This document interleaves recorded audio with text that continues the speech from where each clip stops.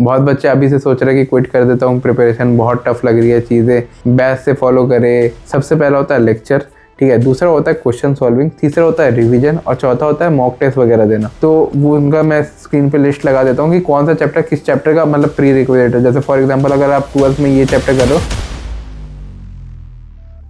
तो नमस्कार दोस्तों, मेरा नाम रोहित चौहान, करंटली मैं IIT दिल्ली के मैथमेटिक्स एंड कंप्यूटिंग ब्रांच का स्टूडेंट हूँ और बहुत सारे क्लास 11th के लिए बच्चों के लिए मैं आया हूँ। बहुत टाइम हो गया भैया, आप क्लास 11 के लिए कुछ डालते नहीं हो, 2027 के लिए कुछ बता दो, 2027 का कुछ अच्छा सा बता दो भैया, समझ में नहीं आ रहा, कंफ्यूज है, क्लास 11th अच्छी नहीं जा रही है। तो मैं उन सभी भाइयों के लिए आया हूँ। तो एक बार प्लीज़ प्लीज़ प्लीज़ मैं हाथ जोड़ के रिक्वेस्ट करूँगा, एक बार वीडियो को लाइक कर देना और सब्सक्राइब कर देना। मैं आपको बहुत सारी इस चैनल में चीज़ें फ्री प्रोवाइड करूंगा जो आपकी प्रिपरेशन में काम आएगी, अलॉन्ग विद बुक्स जिसको आप परचेज नहीं कर पा रहे हो, जैसे S.C. वर्मा हो गया या DC पांडे हो गया या कोई और भी पब्लिकेशन होगी, आप मेरे को कमेंट में लिख देना। यहाँ से वीडियो को स्टार्ट करते हैं। तो देखो क्लास 11 वाले बच्चों के साथ हो क्या रहा है, अभी ना क्लास 11 एंड होने वाला है और अभी तक भी सिलेबस बहुत पीछे छूट रखा है। बहुत बच्चे अभी से सोच रहे हैं कि क्विट कर देता हूँ, प्रिपरेशन बहुत टफ लग रही है, चीज़ें स्कूल से भी प्रेशर है क्योंकि एग्ज़ाम्स वगैरह होंगे। तो उनको समझ में नहीं आ रहा कि लाइक कहाँ से करे, बैच से फॉलो करे, कोई बोलता है वन शॉट से कर लो, कोई बोलता है वन शॉट से नहीं करो, क्या करूँ। 11th में कन्फ्यूज हूँ, मतलब उसके दिमाग में ना खिचड़ी बन रखी है अबाउट प्रिपरेशन। तो देखो एज अ भाई, एज अ बिग ब्रदर मैं आपको बोलूँगा प्रिपरेशन बहुत सिंपल है, इसको कॉम्प्लिकेट बहुत ज़्यादा किया जाता है। आपको प्रिपरेशन में देखो 4 मेन पिलर होते हैं।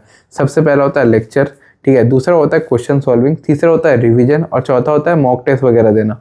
ये 4 पिलर होते हैं किसी भी कम्पिटिटिव एग्जाम में। अगर आप दे रहे हो, अगर आप UPSC तक भी दे रहे हो तब भी ये 4 पिलर फॉलो होते हैं। तो बहुत बच्चों के साथ ये होता है कि उनका जो लेक्चर वाला पार्ट है, क्वेश्चन सॉल्विंग, रिवीजन, ये तीनों ही बिगड़ा हुआ रहता है। और जो बच्चों का बैकलॉग हो रखा है, लाइक मेजॉरिटी ऑफ द बच्चों का अच्छा खासा वेस्ट हो रखा है, उन्होंने स्टार्ट नहीं करा या कुछ चैप्टर स्टार्ट करे हैं लेकिन उनको वापस करना पड़ रहा है। वो क्या करते हैं ना, मैं आपको खुद रिलेट करके बताता हूँ। आपने एक चैप्टर पढ़ा, फॉर एग्जाम्पल स्ट्रेट लाइन पढ़ा, ठीक है, आपने वो चैप्टर कंप्लीट किया, वीडियो लेक्चर से आप क्वेश्चन करने गए, आप PYQs खुद से करने गए कि भाई खुद से करूँगा क्वेश्चन, है ना, क्वेश्चन सॉल्विंग इंपॉर्टेंट होता है। क्वेश्चन नहीं बने, आप क्या कर रहे हो, आप वापस उस चैप्टर को देखते हो, आइदर वाया वन शॉट या आप वापस लेक्चर्स को फॉलो करते हो। इससे आप एक एक चैप्टर में 2-2 बार कंप्लीट कर रहे हो और ये इतनी रिलेटेबल चीज़ है ना जो आप फील करोगे कि हाँ भाई ये तो मैं कर रहा हूँ और इससे इतना टाइम वेस्ट होता है। इसके ऑल्टरनेट में आप क्या कर सकते हो, इसके ऑल्टरनेट में आप ना PYQ सॉल्विंग सेशन देख सकते हो। मैं भी जैसे 11th वाले बच्चों के लिए PYQ सॉल्विंग सेशन चैनल पे ला रहा हूँ, है ना, जिसमें ऑल इंडिया रैंक 680 होगा, फिर 200-300 रैंक वाले बच्चे होंगे, 1000 रैंक जिनकी उनका मैथ्स का सेशन मैंने ऑलरेडी अपलोड कर दिया है। तो उनसे ना आपको ये पता चलेगा कि भाई पढ़ते कैसे और क्या क्या चीज़ें किस किस चैप्टर में इंपॉर्टेंट होती है।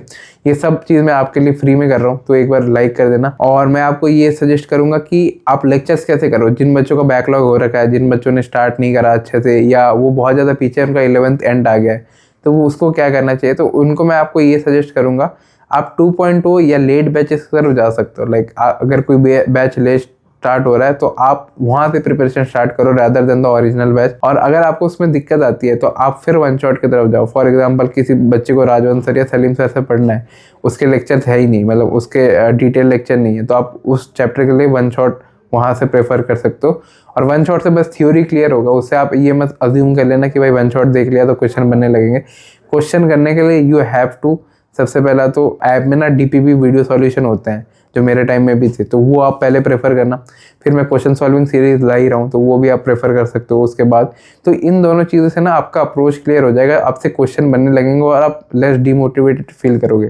तो ये 2 कंपोनेंट अपना हो गया। लेक्चर कहाँ से करने, तो लेक्चर अगर जिन बच्चों का बैकलॉग हो रखा है, बहुत ज़्यादा बैकलॉग हो रखा है, तो लेट बैचेस आपके लिए बनना है, आप उससे स्टार्ट करो। जिन बच्चों को ऐसा है कि किसी पर्टिकुलर टीचर से पढ़ना है तो आप उन टीचर के वन शॉट देख सकते हो। और वन शॉट देखने में कोई बुराई नहीं है, मैं खुद भी एक प्योर ऑनलाइन स्टूडेंट रहा हूँ और मैंने JEE मेंस और JEE एडवांस ऑनलाइन पढ़ के निकाला। मेरे में कोई भी ऑफलाइन सोर्स नहीं था क्योंकि हमारे टाइम कोविड था तो ऑफलाइन अलाउड ही नहीं था, मतलब हम बाहर जा ही नहीं सकते थे। तो ऑनलाइन में मैंने जो पर्सनल एक्सपीरियंस किया, one shot are not bad, अच्छा है, बस उसके साथ क्वेश्चन सॉल्विंग आपको बहुत करनी पड़ती है। पहला स्टेप अपना क्लियर हो गया। दूसरा स्टेप, भैया क्वेश्चन नहीं बनते, बैकलॉग बहुत हो रखा है, समझ में नहीं आ रहा, कोई प्लानर दे दो, कुछ मेरे को बता दो। तो अगर आपको प्लानर चाहिए तो मैं कल ही ड्रॉप कर दूंगा वीडियो में 4000 लाइक अगर आप कर सकते हो तो मेरे लिए बहुत मीन करेगा, ठीक है। तो आपको मैं ये बोलना चाहूँगा, जिन बच्चों का अभी क्वेश्चन सॉल्विंग का दिक्कत हो रहा है, क्वेश्चन सॉल्विंग के लिए अपना बस लास्ट 3 ईयर के पहले PYQ से स्टार्ट करो, सेट्स में डिवाइड करो। आपको 10 ईयर्स के PYQ ओवरऑल JEE 2027 से करना है, 3-3 ईयर के सेट में डिवाइड करो कि आज मतलब समझ लो 25, 24 और 23, ये 3 ईयर के मैं पहले PYQ करूँगा। ये PYQ मैं कहाँ से कर सकता हूँ?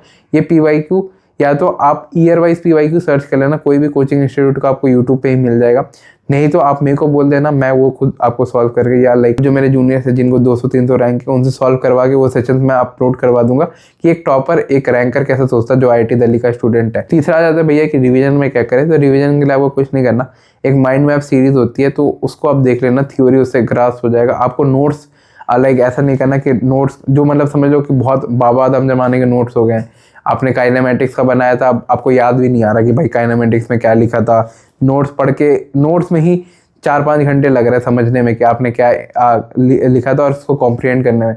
तो उन बच्चों के लिए माइंड मैप सीरीज है। माइंड मैप सीरीज मैं पर्सनली मतलब लाइक एज अ बड़ा भाई मैं खुद फॉलो करता था। उसमें क्या होता है कि माइंड मैप सीरीज में ना आप बस वीडियो लेक्चर देख लोगे ना, आपको ऐसा लगेगा कि ये चीज़ तो समझी हुई है और आप वहाँ से इजीली PYQs कर ले जाओगे। और चौथा चीज़ हो जाता है मॉक टेस्ट कब देना। तो मॉक टेस्ट आप वीकली एक दे दो, ठीक है। और ज़्यादा पैनिक करने की ज़रूरत नहीं है, बहुत ज़्यादा बैकलॉग है तो वन शॉट की तरफ चले जाओ, कोई दिक्कत नहीं होगा।